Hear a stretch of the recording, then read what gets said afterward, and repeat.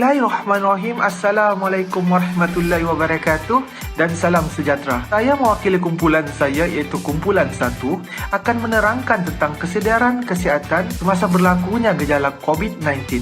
Pada pagi yang mulia ini saya akan berkongsi 2 tips kesedaran kesihatan semasa berlakunya gejala COVID-19. Tips yang pertama yang akan saya kongsikan adalah tentang betapa pentingnya pemakaian topeng penutup muka. Tips yang seterusnya dan tips yang terakhir adalah tentang cecair pembasmi kuman dapat membasmi kuman daripada terus merebak dan membuatkan tangan kita sentiasa bersih. Tanpa melengahkan masa lagi, saya akan terus kepada tips yang pertama, iaitu betapa pentingnya pemakaian topeng penutup muka di masa berlakunya gejala COVID-19. Kita sedar dunia telah dilanda virus COVID-19 sejak daripada Disember 2019 sehingga kini. Virus ini telah merenggut beratus-ratus ribu nyawa di seluruh dunia. Oleh hal yang demikian, kita seharusnya mencari alternatif untuk mengelakkan virus ini daripada terus tersebar dan seterusnya merenggut nyawa. Antara alternatif yang terbaik adalah dengan menggunakan topeng penutup muka. Hal ini kerana mulut dan hidung merupakan tempat yang sensitif dan senang untuk virus itu bergerak dari satu individu ke satu individu yang lain. Seterusnya saya akan menerangkan cara-cara penggunaan topeng penutup muka dengan cara yang betul di video ini.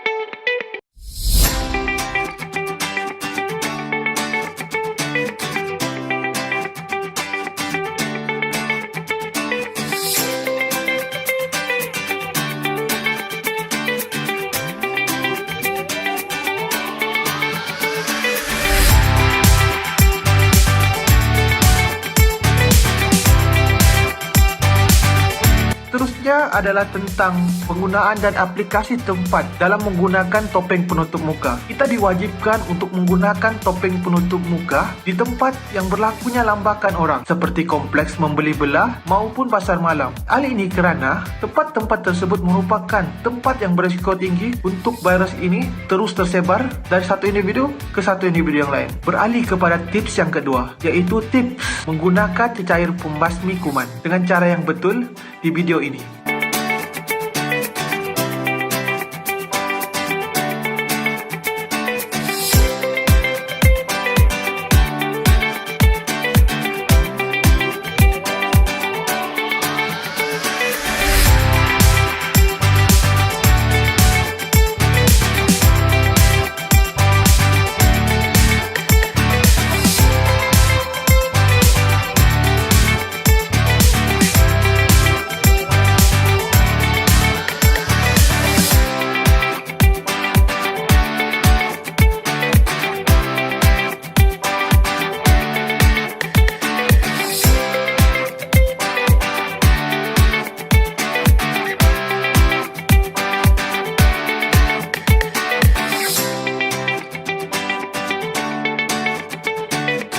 Cecair pembasmi kuman ini dapat membunuh kuman COVID-19 daripada terus hidup di tangan ataupun di tempat-tempat yang kita tidak nampak. Jadi dengan menggunakan cecair pembasmi kuman, kita dapat membasmi kuman ini daripada terus tersebar. Di sini saya juga ingin tekankan, seharusnya kita diwajibkan untuk menggunakan cecair pembasmi kuman sebelum atau selepas melakukan sebarang aktiviti. Hal ini kerana ia dapat mengelakkan kita daripada menjadi pembawa virus COVID-19. Jadi itulah antara tips-tips kesedaran kesihatan yang saya dapat kongsikan.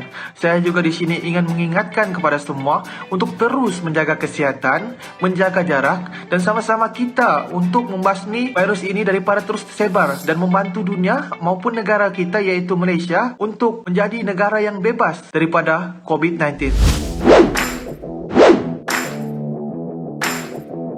Hai, Assalamualaikum semua. Hari ini saya ingin menerangkan kepada anda semua bagaimana dan apakah jenis senaman yang mudah kita lakukan di rumah tanpa sebarang alatan. Kita sebagai pemain futsal hendaklah mengekalkan kejegasan badan kita pada tahap yang tinggi supaya kita tidak cepat penat dan kita dapat mengekalkan prestasi kita pada tahap yang tinggi semasa bermain futsal di padang. Senaman yang pertama tidak lain dan tidak bukan tekan tubi. Tekan tubi ataupun push up merupakan salah satu senaman yang amat universal dan mempunyai pelbagai manfaat. Ianya menggunakan berat badan kita dan daya tarikan graviti sebagai beban. Tekan tubi juga merupakan senaman yang tidak memerlukan ruang yang besar. Latihan tekan tubi amat dititik beratkan kerana ianya mampu menguatkan otot-otot seperti deltoid, triceps, petrolilis major, petrolilis latissimus dorsi dan rectus abdominis. Terdapat 4 jenis tekan tubi yang boleh kita lakukan. First, tekan tubi tapak besar. Kedua, tekan tubi penumbuk. Ketiga, tekan tubi jarak lebar. Dan yang terakhir, tekan tubi segitiga. Untuk melaksanakan tekan tubi dengan sempurna, pastikan belakang badan kita adalah dalam keadaan yang tegak dan kaki berkeadaan yang lurus. Sewaktu gerakan turun ke bawah, pastikan bahagian badan hadapan tidak menyentuh lantai.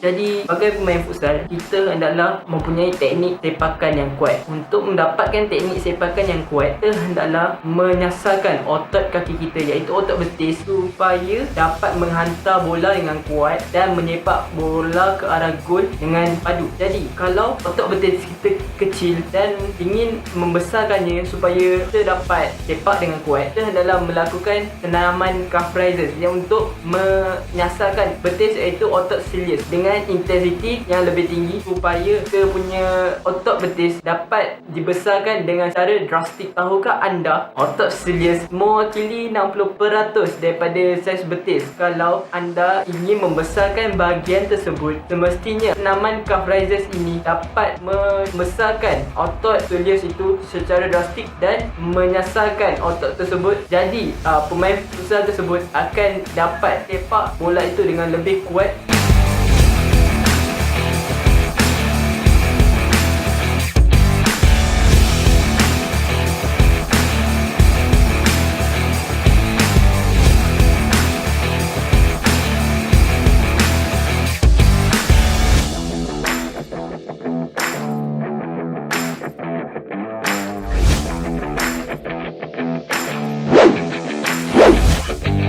Jadi untuk senaman yang seterusnya, senaman lompat bintang. Senaman lompat bintang ataupun digelar jumping jack merupakan antara senaman yang popular digunakan sebagai senaman alternatif. Senaman lompat bintang ini juga senaman yang paling penting kerana ianya mampu meningkatkan daya tahan kardiovaskular pada tubuh badan. Meskipun senaman ini nampak mudah, tapi ianya juga sangat efektif untuk dilakukan. Berikut disertakan 4 kelebihan senaman lompat bintang ini. Yang pertama, lompat bintang ini baik untuk jantung. Dengan senaman ini mampu untuk meningkatkan kesihatan jantung. Ianya juga bertindak sebagai ejen yang mampu mencegah penyakit kardiovaskular seperti diabetes dan mencegah obesiti. Yang kedua, meningkatkan kekuatan dan daya tahan tubuh badan. Senaman jenis ini merupakan salah satu cara untuk meningkatkan stamina dan daya tahan. Ianya juga membantu untuk meningkatkan fleksibiliti tubuh badan. Yang ketiga, ianya menguatkan tulang, mengurangkan risiko osteoporosis apabila anda melakukan lompat bintang dengan menggunakan beban kerana ianya mampu menguatkan tulang. Yang keempat, ianya mampu membakar kalori yang banyak, membantu dalam proses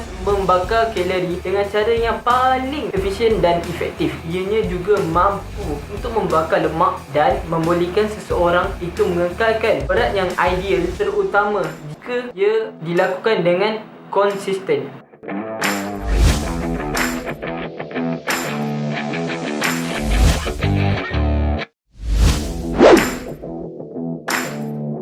Jadi untuk senaman terakhir, squat. Mungkin ramai antara kita tidak meminati senaman ini kerana faktor stamina dan bimbang kesakitan apabila kita lakukan senaman ini keesokan harinya. Jadi squat banyak diketepikan dalam jadual senaman mereka. Tahukah anda, senaman squat banyak memberi kelebihan pada tubuh badan. Jadi saya akan memberikan 4 faedah apabila kita melakukan senaman ini. Yang pertama, membentuk tubuh badan yang ideal. Dengan melakukan squat, anda akan memiliki bentuk punggung yang cantik dan dengan pinggang yang ramping. Bagi atlet yang kekurangan otot quadriceps, squat merupakan senaman yang banyak membantu membina otot quadriceps. Yang kedua, meningkatkan hormon testosteron.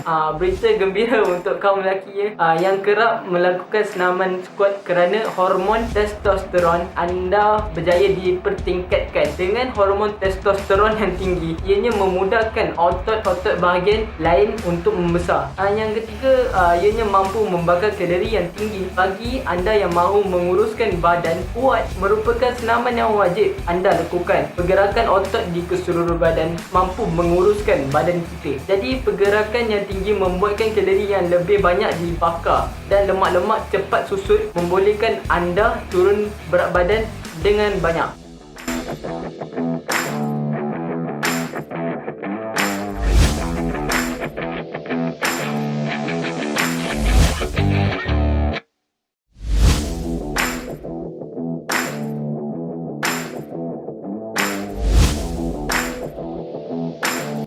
Manfaat yang keempat, ianya dapat meningkatkan stamina. Jadi sebagai main futsal, kita hendaklah mengekalkan badan kita pada tahap kecergasan yang tinggi. Dan jangan bagi alasan jika duduk di rumah kita tak dapat lakukan senaman. Okey, sekarang kita akan teruskan dengan teknik menggelecik dalam futsal. Seperti yang kita tahu, teknik menggelecik dalam futsal ni amat penting kerana kita perlu menggelecik pihak lawan untuk kita menjaringkan gol untuk pasukan kita supaya dapat mencapai kemenangan. Dan di dalam video kami ni, kami akan menerangkan 4 teknik ataupun latihan yang anda boleh praktikkan di rumah untuk mahir dalam menggelecik.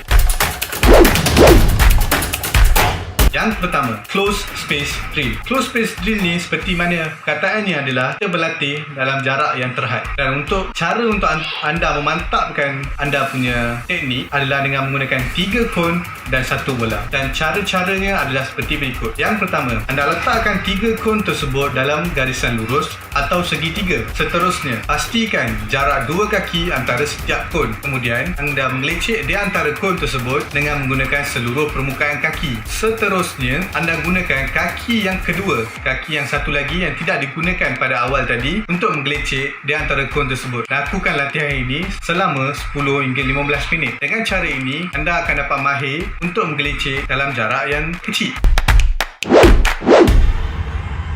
Seterusnya, wall drill. Untuk wall drill ni, anda hanya menggunakan dinding dan bola. Dan teknik yang anda perlu gunakan adalah anda perlu berdiri beberapa ela dari dinding, letakkan bola di atas tanah dan tendang ke arah dinding menggunakan bahagian dalam kaki. Ini untuk memastikan bola kembali melantun secara lurus. Anda perlu mengulanginya sebanyak 10 hingga 20 kali. Seterusnya, gunakan kaki yang sebelah anda ataupun kaki kedua anda untuk mengulangi teknik tersebut supaya anda dapat mahir teknik ini dengan menggunakan kedua-dua belah kaki. Latihan yang ketiga adalah cone drill. Untuk cone drill ini, anda memerlukan 6 hingga 10 kon dan 1 bola. Mulakan dengan meletak kon tersebut dalam garisan lurus dan jaga jarak beberapa langkah antara kon tersebut. Kemudian, letakkan bola di antara kaki anda dan mulakan menggelecik. Pastikan sewaktu anda menggelecik, anda tidak menyentuh kon tersebut. Kemudian, ulang langkah ini beberapa kali sehingga anda mahir dalam langkah ini.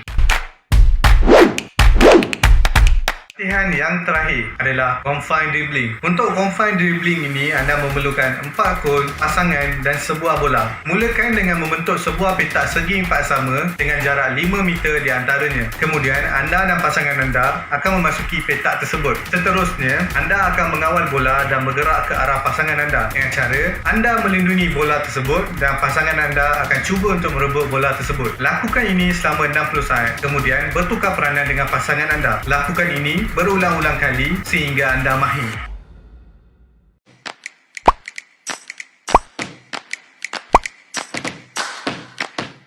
Hai, korang yang selalu atau pernah main futsal mesti dah familiar dengan teknik-teknik yang digunakan dalam sukan futsal kan?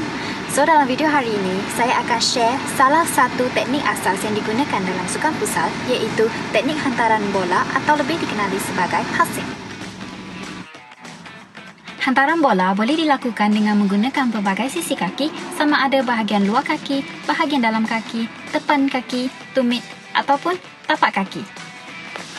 Antara jenis hantaran bola yang akan ditunjukkan dalam video ini termasuklah hantaran pendek, hantaran jauh, hantaran sisi, hantaran silang dan juga hantaran belakang. Jom kita tengok. Hantaran pendek lebih banyak digunakan dalam strategi untuk menyerang disebabkan oleh ukuran gelanggang yang lebih kecil berbanding bola sepak.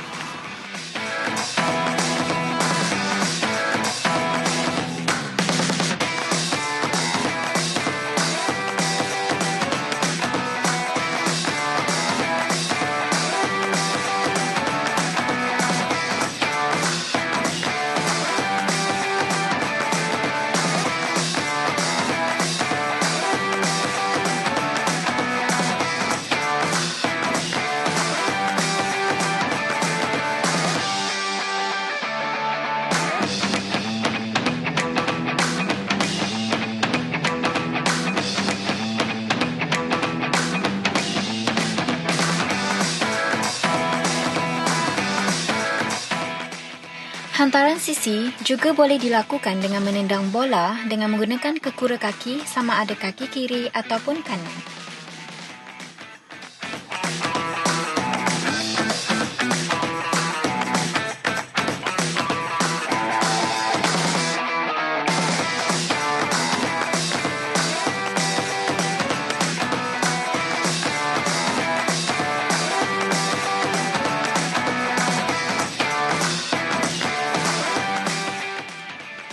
Hantaran jauh yang tinggi dalam futsal amat jarang dilakukan ekoran keluasan gelanggang yang tidak sesuai di samping tidak menampakkan corak permainan yang baik.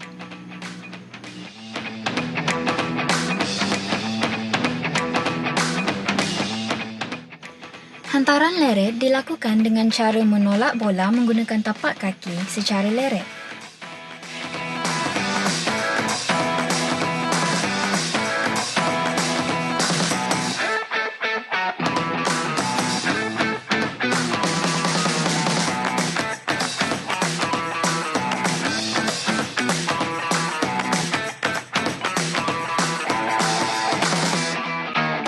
Hantaran silang dilakukan dengan menendang bola menggunakan bahagian dalam kekura kaki dan dihantar secara menyilang dari kiri ke kanan atau kanan ke kiri.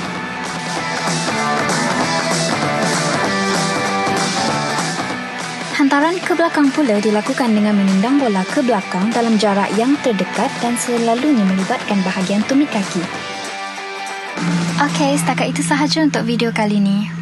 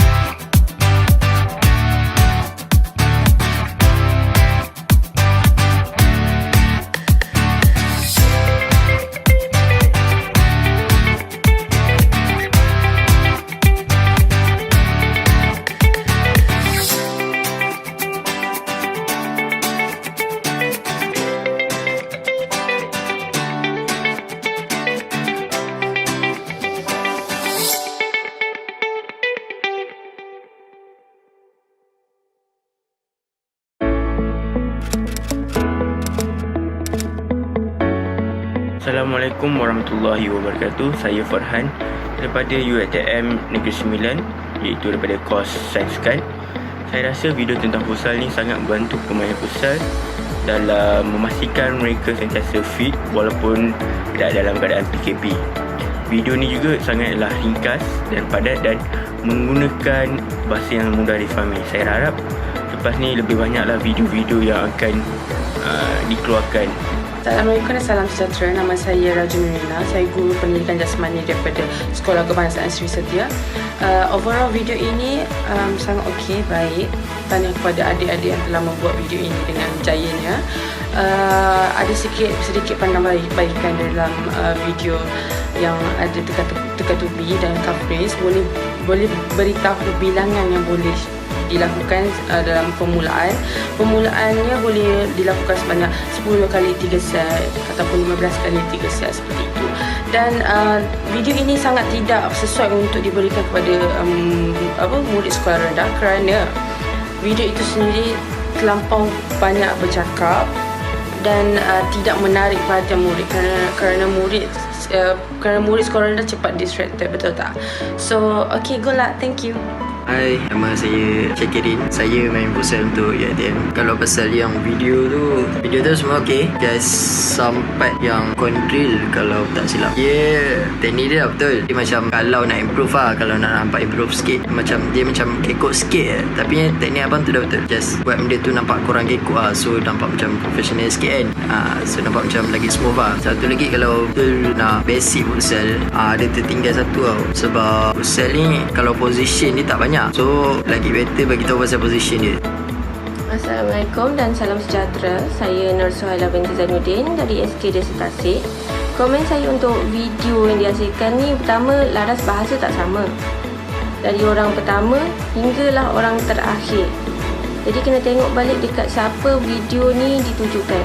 Contoh, video ni ditujukan untuk pelajar sekolah rendah.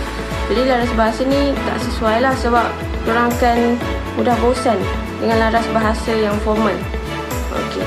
Yang kedua, video isi okey tapi terlalu panjang. Mungkin boleh dipendekkan sikit kot. Ambil isi-isi yang penting saja. Tapi overall dia punya isi kandungan semua okey. Terima kasih. Assalamualaikum, saya Alkaf Rahman dari Universiti Malaya. Pandangan saya berkenaan Basic Futsal Online Training Program ialah sebuah inisiatif yang baik untuk sukan futsal, dan juga sebagai seorang pemain futsal, saya rasa program ini memanfaatkan ramai atlet futsal jika diimplementasikan dengan jayanya.